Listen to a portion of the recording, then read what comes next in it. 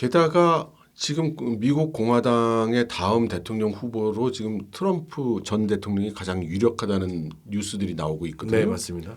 근데 트럼프 대통령은 중국에 대해서 홍콩 사태, 민주화 시위 때도 그렇고 타이완 전쟁의 가능성에 대한 기자들의 질문에도 그건 중국 내부 일이라고 한 사람이에요. 네. 그건 무슨 뜻입니까? 양안 전쟁이 일어나더라도 현재 바이든 행정부와는 달리 트럼프의 입장은 개입하지 않겠다는 걸로 해석이 될 수 있잖아요.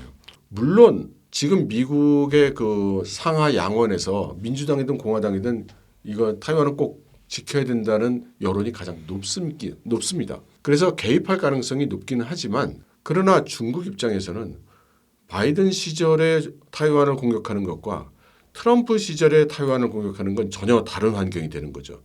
그리고 만일 트럼프가 다음 대통령이 된다면 중국으로서는 지금이 적기라고 생각할 큰 이유가 하나 더 늘어나는 것이라고 볼 수 있죠. 만일에 그런 사태가 일어난다고 하면은 그러면 주한미군, 주일미군들이 다 그렇게 적극적으로 날아다닐 것이냐. 거기에 미국이 만약 그런 스탠스를 보인다면 우리 국내 정세에서도 주한미군이 있어도 우리를 안 도와줄 수도 있겠네. 미국에 대한 신뢰도가 떨어지겠네요. 그런데 아니요. 그런데 저는 단기적으로는 우리가 안심할 거라고 생각해요. 아, 우리가 전쟁에 휘말리지 않는구나. 네, 단기적으로는. 단기적으로는 그럴 수도 있겠네요. 네. 그런데 타이완이 이제 중국계 돼. 네. 그러면 북태평양, 서태평양이 이제 인민해방군이 자유롭게 왔다 갔다 하는 그런 바다가 되는데 그러면 우리 서해 남해의 상황이 지금까지 같을까? 그 다음은 타이완이 함락되고 나면 그 다음에는 이제 중일 관계가 첨예화될 가능성이 높고 네.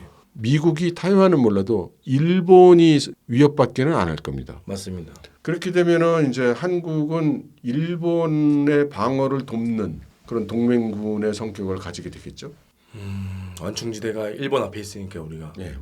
그러면은 또 다시 또 생각을 해보면 중국이 대만을 만약에 침공하면 뭐 지지 않지 않겠습니까? 뭐 다국적군이 방어를 해가지고 미루거나 아니면은 침략을 방해할 수도 있고 아니면 침략을 아예 못하게 억제력을 거기다가 이제 대만에 투입을 해서 전쟁 일으키면 다 죽자는 하는 거야. 이렇게 억제력을 발휘해서 못하게 할 수도 있겠지만 만약에 침공을 해서 정말로 대만이 이제는 중국이다라는 게 됐을 때는 그러면은 중국의 힘이 더 커지는 거잖아요. 그럼 역으로 중국의 힘이 커진다는 거는 예. 북한의 힘도 커질 수 있다는 거잖아요. 그럴 수 있죠. 그리고 북한까지 안 가도 타이완이 중국 손에 들어가게 되면 일단 말라카 해협을 통해서 통과하는 국제 무역이 이제 중국의 영향권 하에 들어가게 돼요. 네. 그럼 우리가 그 무역을 하는 수많은 그 물건과 동시에 가장 중요한 원유 수입 라인이 거긴데 네. 안전을 보장받기 위해서는 중국의 또 눈치를 봐야 되는 이제 그런 상황이 되겠죠. 만일에 중국이 타이완을 공격하면 지금 우리가 거기에 휩쓸려 가가지고 거기서 전쟁을 우리가 해야 오르냐 북으로부터의 위험도 있는데 오해를 피하기 위해서 말씀드린 제 아내는 타이완 사람이에요. 그리고 저는 타이완 친구가 엄청 많고요. 저희 처갓집도 다 타이완이고 저는 타이완을 사랑합니다. 대표님 타이완 넘버원 한번 해주세요. 그렇지만 군사적 전략 입장에서 봐도 만일에 그 양안 전쟁이 일어난다면 우리가 거길 타이완 해협에 가서 돕는 게 그 도움이 되는 게 아니라 우리가 북한을 공격하는 게 더 도움이 된다고 봐요. 우리가 6.25 날 때 어떻게 났습니까? 원래 북한이 한반도를 거의 다 점령할 뻔하니까 미국과 서방 세계의 관심은 다 거기가 있고 무력도 그쪽에 가 있으니 중국이 그때 타이완을 공격하려고 했죠. 네. 그런데 유엔에서 북한을 침략으로 규정하고 미군 비롯한 서방 세계가 다 연합군이 와가지고 밀고 올라가서 북한 지역까지 올라오고 중국의 동북 지역이 위협을 받으니까 이 두 개의 전쟁을 동시 수행할 수가 없었던 거예요, 중국이. 네. 그러니까 대만 공격하려고 준비됐던 병력을 빼서 한반도로 넣었잖아요. 똑같이 지금도 중국은 미국을 상대로 해서 두 개의 전쟁을 같이 병행 수행할 리소스가 부족하고 그렇기 때문에 우리가 타이완 가가지고 숟가락 얻는 것보다는 우리가 한반도에서 북한을 공격하는 쪽이 중국에게는 훨씬 더 큰 타격이며 이 두 개의 전쟁을 동시에 유지하기가 어려워진다는 거죠. 그럼 미국의 입장에서도 네.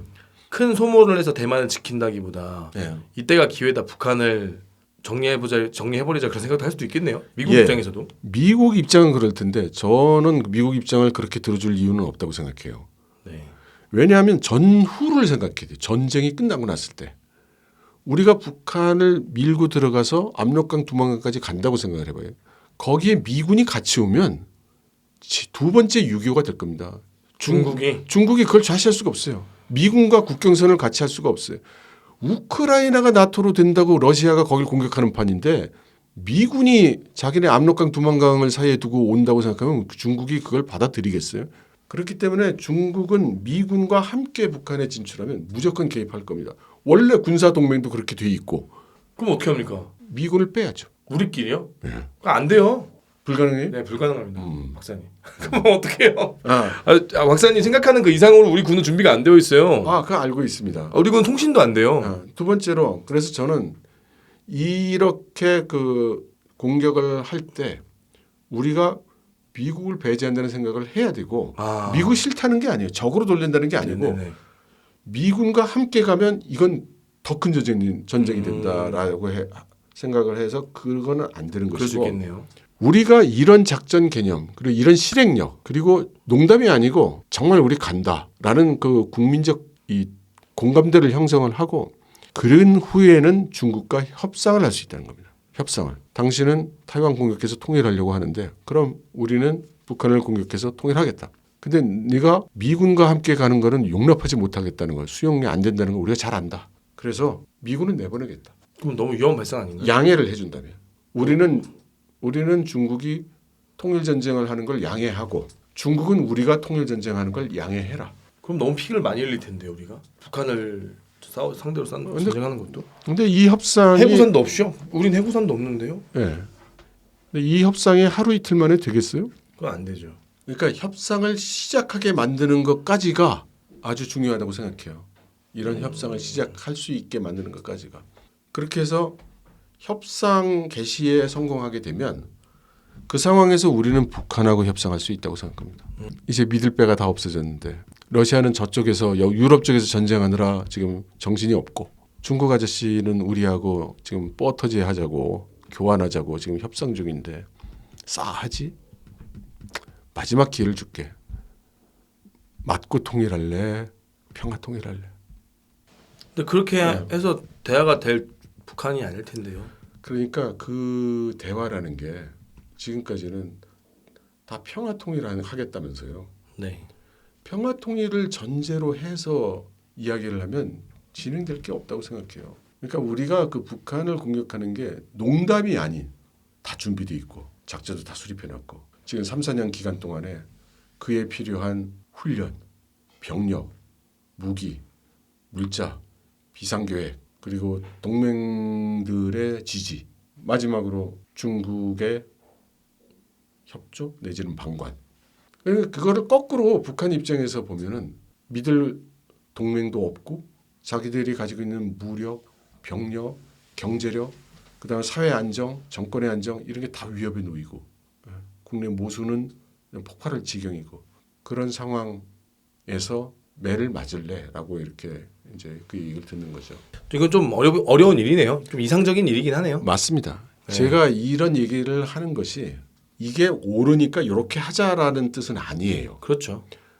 제가 주장하고 싶은 게 뭐냐면 이런 식으로 미국, 중국, 러시아, 일본의 허를 찌르는 하나의 가정이 있어야 된다는 거죠. 아니요. 의외의 생각. 그러니까 우리가 중국이 하고 싶은 거 다 진행하고 미국이 하고 싶은 거 다 진행하는데 우리는 어떻게 해야 되나라고 하면 우리가 선택할 수 있는 수단이 거의 없어요. 여지가 없어요. 그런데 우리가 미국의 수를 먼저 읽고 거기에 한두 수를 더 앞으로 나가고 중국의 수를 먼저 읽고 그들보다 몇 수를 앞서 봐서 그걸 우리가 먼저 치고 나갈 때 어떤 여지가 선택의 여지가 생기는 거지 그냥 수동적으로 흘러가는데 상황에 대응하는 것으로 가면 아마 별 수단이 뾰족한 수단이 없을 거라고 보는 겁니다.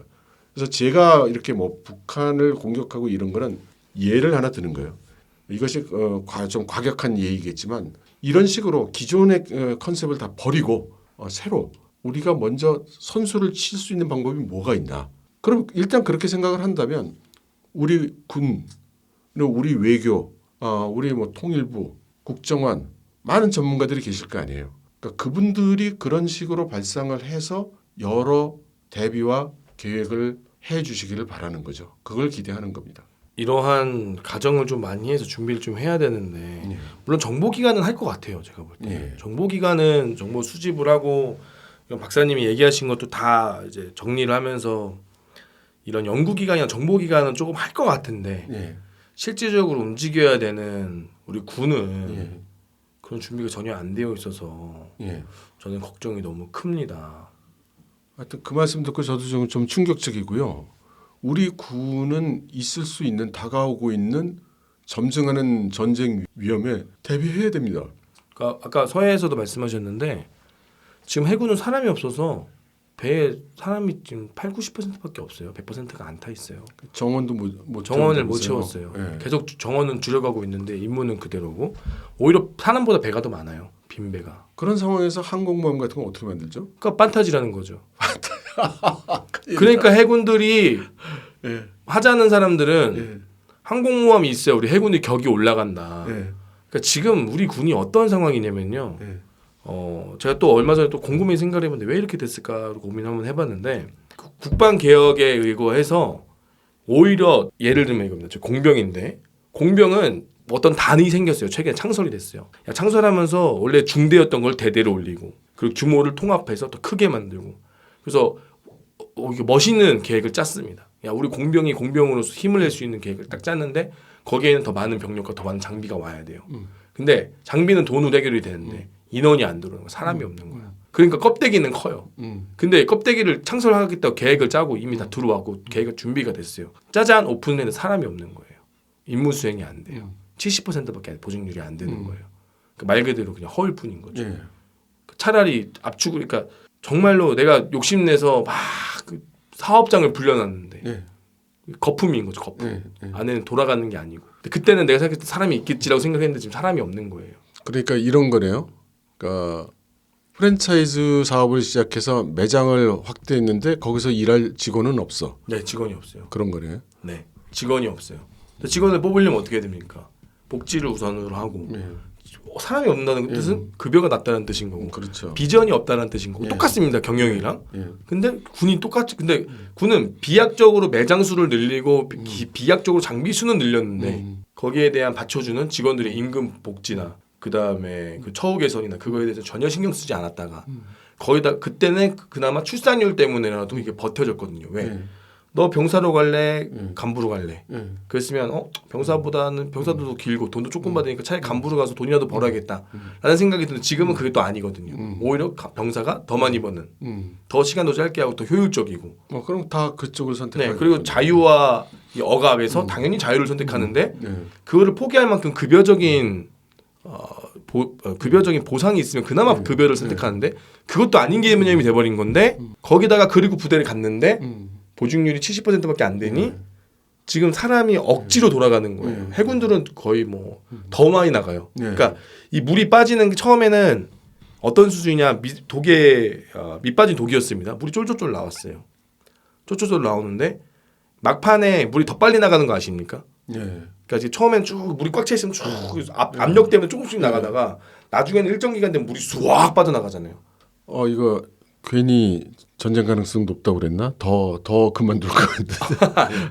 아니 지금 밑 빠진 독인데 그러니까 군이 바뀌어야 되는 거죠. 밑 빠진 독에 지금 물이 쑥 빠져나가는 기간이었으니까 밑 빠진 독의 구멍과 이 지면이 맞닿는 공기가 들어가면 더 물이 나오잖아요. 아시겠지? 이렇게 불면 물이 더 나오듯이 지금 그 기간이 와서 더 빠지고 있는 상황인 거예요. 그러니까 지금 사람들이 그래요. 밑이 없다. 밑 빠진 독이 아니라 밑이 없다. 그냥 그 정도로 심각하다. 그 정도로 심각하고 그 정도로 열악하고 근데 이 와중에 자 박사님 이 와중에 더 심각한 건 그런 겁니다. 군 수뇌부의 생각이 도대체 이 사람들은 장군의 자격이 있는가? 저는 이제 그런 얘기도 하고 다녀요. 내가 참모총장이라면 잠을 못 잘 것 같아요. 내가 사단장이라면 잠을 못 잘 것 같습니다. 왜? 지금 당장 내 부하들이 전쟁을 해야 되는데 자 결론적으로 사단장이 사단 전술이라는 걸 하기 위해서는 우리 사단이 어디로 가서 뭐해서 전투를 한다라고 작전 계획을 짤 거 아닙니까? 그럼 작전 계획을 짤 때 결국은 그 안에서 움직이는 인원들이 유닛들이 싸워서 이겨야 수행이 가능한 거잖아요. 예. 내가 일로 가 근데 가다가 다 죽고 예. 가다가 기동 중에 막 사고 나고 그러면 아무 의미가 없는 거 아니겠습니까? 결론은 소부대 전투 인원들, 뭐 소위들, 하사들, 계급 낮은 인원들이 예. 잘 싸워줘야 되는데 얘들은 지금 못 싸우거든요. 예. 엉망이거든요. 그럼 사단 전술이 의미가 없다라는 거죠. 예. 그럼 사단장은 도대체 뭐 하는 사람인가? 예. 격려해 주는 사람? 그럼 제가 항상 하는 말이 나이 많은 아저씨일 뿐이다. 돈 제일 많이 받는. 사단이 회관이 있거든요. 회단에서 밥 먹는 회관 아저씨일 뿐이다. 예. 당신은 반성해라라고 이렇게 얘기를 하는데 정말 그 정도로 우리 군이 전혀 준비가 안 되어 있습니다. 지금 전방에 있는 K9 우수성 말하지만 예. 거기에 편제율이 제가 짐작컨대 7, 80%밖에 안 돼요. 사람보다 포가 더 많아요. 전차는 이미 다 미달라서 전차 100%못 굴립니다. 그건 실제 편제가 있어요. 예. 거긴 20, 30명 빵꾸가 났어요. 예. 전차가 더 많아요 사람보다. 예. K9 뭐 K2, K1 전차 막 광고하지만 실제로 전차보다 사람이 더 어느 정도냐. 포를 쏘고 전자포를 쏘고 예. 사람이 내려가서 예. 전차를 내린 다음에 뛰어가서 옆에 걸 타고 다시 이동합니다. 예. 그 올라가서 쏘고 내려오면 사람이 없어서. 야 1대대 1중대 전차포 사격 빵빵빵 쏘잖아요. 내려와서 여기 있는 전차 내려놓고 사람이 이동해서 예. 이걸 타고 또 올라가는 거예요. 돌려쓰기 하고 있는 거예요. 사람이 없어. 사람을 돌려받게 하는. 옛날에는 사람이 많아 장비를 돌려쓰기 했는데 예. 지금은 장비가 더 많아요. 예. 자, 그럼 이 상황에서 우리가 과연 전쟁할 수 있는가? 전쟁할 수 있는가? 사람을 경시했던 지금 군 문화가 뉴스에는 언론에 안 나오죠. 사람 부족하다. 언론에는 뭐 그렇게 돌려쓰기 하는 거 안 나오죠. 근데 지금 현실입니다 이게. 근데 더 가속도가 되고 있죠. 더. 왜냐면 저 같은 사람도 있었고 저 같은 사람이 많이 얘기해서 영향도 있었을 거고요. 아무튼 지금 우리 군이 일단 장교들 부사관들 입이 다 무너졌고요. 수준은 너무 열악하고 수준은 처참합니다. 지금 네. 수준은. 근데 그들이 군을 지휘하는 사람들이잖아요. 우리는 전혀 준비가 안 되어 있다. 그냥 딱 하나만 말씀드리면은 사단장에게 서울을 수복하라 라는 명령이 내려졌을 때 예. 작전할 수 있는 사람이 없습니다. 그러니까 뭐 어떤 배짱으로 전 그런지 모르겠어요. 그러니까 미군의 배짱인가? 미군이 우리를 이끌어줄 거라고 생각하는 판타지? 완전히 그냥 배부른 사람들밖에 없는 그런 느낌이 저는 강력하게 듭니다. 만약에 내가 정말로 내가 지휘관이고 한다면 저는 매일매일 북한 지도를 보고 내가 어디를 가야 되고 여기를 가게 되면 우리가 무슨 훈련이 필요하고. 아 그거는 중국 같은 경우에는 수십 년째 그걸 하고 있어요. 그러니까 우리가 예. 지금 지나가는 예. 장군들 붙잡아 놓고 예. 북한 군복 보여준 다음에 이게 어떤 계급인지 모르는 사람이 제가 장단컨대 100에 9입니다. 아니 10에 9입니다. 북한군의 계급도 모르는 사람들이 북한군이 뭐 전투복 지나가면 망원경으로 쟤 뭔데 누군가 해석해줘야 되는 그 수준입니다. 북한 군복 병력들도 그렇잖아요. 우리가 싸우는데 아군과 적군을 구분해야 되는데 북한 군복을 아는 병력이 있을까요? 저도 모릅니다. 그럼 걔네들도 모르고 다 모를 겁니다. 예비군도 형식적인 훈련만 해왔고 어거지로 굴러가는 군대. 지금 우리 군대는 저는 우리 군대를 믿을 수가 없다. 그래서 요즘에 어떤 말이 나오느냐. 특수전 병력들이 차라리 미군 지휘관을 모셨으면 좋겠다. 한국군 지휘관 못 믿겠다. 차라리 경험 많고 깨어있는 미군 지휘관들이 낫지. 한국군 지휘관들은 허례허식과 그리고 자기만 개그만 밀고 나가는 저런 사람들 믿고 내가 어떻게 싸우냐는 얘기가 나올 정도로 매우 심각한 상황인데 전혀 바뀌지가 않고 있다는 게 너무 한탄스럽죠. 지금 이런 와중에도 어디선가는 뭐 꽃사진 경연대회. 우리 군대는 이런 거에 매진합니다. 합창 경연대회. 그만하세요. 좀 울분을 토하고 가려고 했더니 오히려 스트레스를 받아가지고. 중국군 합창 경연대 같은 거 하나요? 우리는 그거 목숨을 겁니다. 그러니까 제가 너무 답답한 저는 이제 저는 대표 박사님 말씀하신 거 들으면서 너무 전쟁에 대한 위협과 그러니까 우리 군인들이 전쟁을 준비했을 때 흘리는 땀을 보고 우리는 감동하고 고마워하고 그들을 믿고 지지해 줄 수 있는 건데 그들은 그럴 의지가 있고 그들은 그런 마음으로 군에 왔습니다. 근데 그 위에서는 그들에게 그런 시간을 주지 않고 엉뚱한 걸 하고 있는 겁니다. 계속. 그러니까 제가 생각하는 건 간첩이 있다. 간첩이 있지 않고서야 이거를 집행하는 놈들이 간첩이 아니고서야 대한민국 군대 이렇게 망가뜨릴 수가 없다. 그게 저뿐만이 아니라 조직원들이 그런 생각을 갖고 있습니다. 그게 지금 우리 군대입니다. 총 쏘는 게 먼저인가? 합창 경연대 하는 게 먼저인가?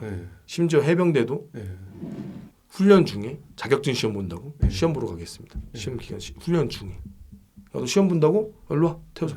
그러면 걔가 한 명 이동하면 걔 간부가 이동해가지고 데려다주고 또 가서 시험 보고 데리고 오고 훈련 중인데 자격증 시험이 있다고 병사가 야 시험 있는 사람 손 들어 훈련 중인데 갔다 와 시험 보러. 그게 지금 우리 군대입니다. 과연 그런 군대가 싸워서 이길 수 있을지.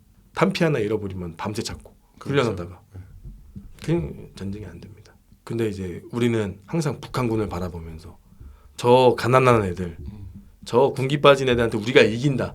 근데 군인들도 그런 생각을 해요. 우리가 북한은 이기지. 미군이 없으면 피는 좀 흘리겠지.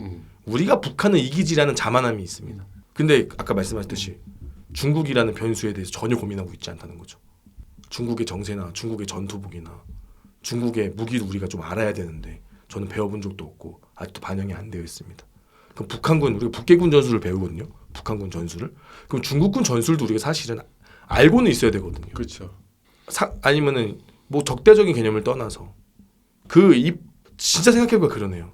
우리가 미군의 증언을 받아서 전투하는 작전 개념은 있는데 중공군이 참전한다는 거에 대한 개념은 없네요. 그게 지금 우리 군의 심각성인 것 같습니다. 없다면 준비를 해야죠. 준비를 해야 되는데 너무 저도 열분을 또 했는데 박사님은 우리 군에 대해 좀 신뢰가 있었습니까? 그렇죠. 아 그렇습니까? 네. 어쨌든 저는 이제 오랫동안 한국을 떠나서 생활을 했고 미디어로 지켜보는 한국군의 모습은 너무나 훌륭한데 이런 말씀 들으니까 아니 이럴 수가 뭐 이런 생각이 드네요. 미디어로 봐도 이게 아는 만큼 보인다고. 예. 저는 미디어를 보면 더 마음이 아픕니다. 더 혀를 찹니다. 예. 더 말씀드리면 충격 먹으실까 봐. 하여튼 저는 이번에 와서 이제 여러 군데 얼굴을 내밀면서 사실은 동일한 얘기를 계속 반복해서 하고 있어요. 근데 사실 감사한 부분이 있습니다. 서두에 말씀드렸다시피 저는 이 얘기를 하면서 항상 좀 도른자 취급을 당했었기 때문에 이 책을 내고 이 책에 있는 내용을 이렇게 이야기하면서 똑같은 반응을 받을 거라고 생각을 했어요. 근데 이번에는 좀 상황이 많이 틀려가지고 많은 분들이 뭐 다는 아닙니다만 상당수의 분들이 그럴 가능성에 대해서 공감을 해주고 그래서 우리가 좀 더 대비를 해야 되겠다라는 말씀을 해주시는 분들이 많아서 저는 사실 이번 한국에 들어와서 나름대로 성과가 있었다고 생각을 해요. 그리고 한 반반 정도 되는 것 같아요. 제 얘기에 그럴 가능성이 있을 수 있다고 생각하는 분들과 택도 없는 얘기를 와서 떠들고 있군이라고 얘기하는 분들도 한 절반 정도 되는 것 같은데요. 저는 그 택도 없다고 생각하시는 분들이 그런 반응을 보이는 건 너무나 자연스럽다고 생각해요. 당연한 일이라고 생각하고요. 그래서 지금 당장은 이제 제 생각과 공감을 안 하셔도 그분들 귀에 제 목소리가 닿았으니까 만일 이후 진행되는 사태가 제가 얘기한 것과는 전혀 다른 방향으로 가서 아무 일 없으면 얼마나 좋은 일입니까? 그건 정말 바라지 마지 않는 일이고요. 행여라도 이제 제가 우려하는 방향에 가깝게 상황이 진행이 된다면 그때는 그분들도 그때 그런 얘기가 있었지라고 의식을 하셔가지고 시간이 조금 걸린다 하더라도 그때부터라도 미리 대비하실 수 있으면 그러면 저는 충분히 제가 할 역할을 한 것이라고 이제 그렇게 생각을 합니다. 그래서 감사한 마음이죠. 저도 우리 박사님을 만나면서 물론 이제 저도 이제 박사님 나오신 거 다 보면서 그런 좀 생각을 많이 했었습니다. 항상 우리가 단순히 이거를 적을 북한만 바라봐서는 안 되는데 러시아 우크라이나 전쟁을 보면서 지금 수많은 저는 이제 군 관련된 유튜브를 하다 보니까요. 그 전투 양상이 인터넷에 되게 많이 올라옵니다. 네. 서로 여론조언을 하기 위해서 예. 러시아는 우크라이나를 공격한 거, 우크라이나는 러시아를 공격한 거에 대해서 정말 어느 정도로 나오냐면 다들 이렇게 고프로 개인 캠을 차고 전투하는 내용이 다 나옵니다. 그러면 단순히 와 전쟁이 무섭다, 전쟁이 끔찍하다가 아니라 그걸 통해서 이 친구들의 전술을 볼 수 있는 거거든요. 이 친구들을 통해서 저런 상황이면 우리는 어떻게 해야 되지? 이 과정을 계속하면서 이 논의를 계속 실제로 해보면서 발전시키고 그러면서 우리 거를 만들어야 돼서 간접적으로 전투를 경험해야 되는데 우리 군은 그래? 오늘 뭐 골프나 치러 갈까? 오늘 뭐 쓸데없는 짓이나 할까? 이런 식의 지금 군이 되어 있어서 오늘 박사님을 또 모시고 이런 경각심을 좀 군에도 알리고 제 채널이 워낙 군인들이 많이 보기 때문에 그렇게 하기 위해서 교수님을 모셨습니다. 이제 중국으로 또 돌아가신다고 네. 하는데 또 좋은 내용 나중에 또 가지고 오시면 예. 또 다음에 또 초대할 수 있도록 하겠습니다. 네, 알겠습니다. 긴 시간 너무너무 감사합니다. 아유, 오늘 불러주셔서 감사했습니다. 감사합니다. 감사합니다.